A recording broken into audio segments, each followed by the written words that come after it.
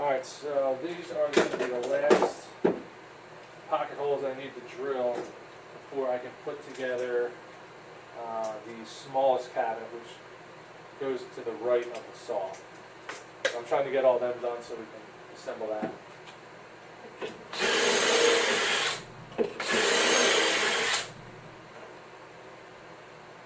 And I am going to get the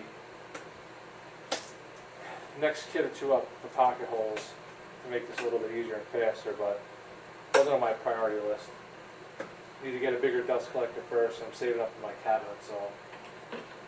But I'm gonna get it one day. Alright. So, these are all 12 inches. Gonna use that. You can see I broke down and bought the pocket hole clamp, and I can tell already that I love it.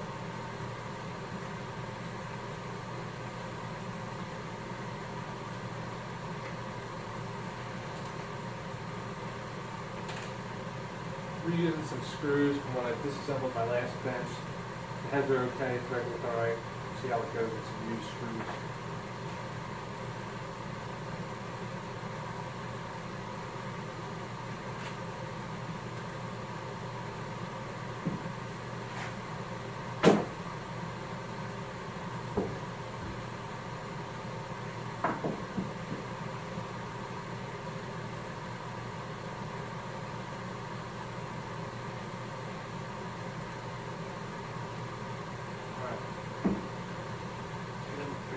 Works.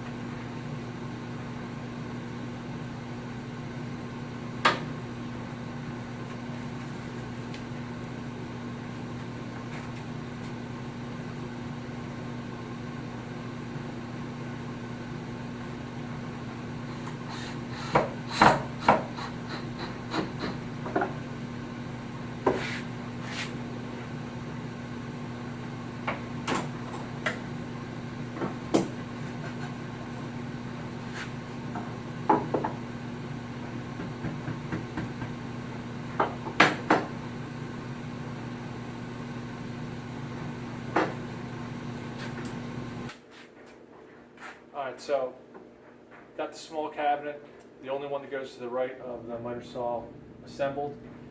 Tell you what, this clamp is worth the 35, 36 bucks. It's pretty much self-adjusting. There is an adjustment here, but it does adjust on its own.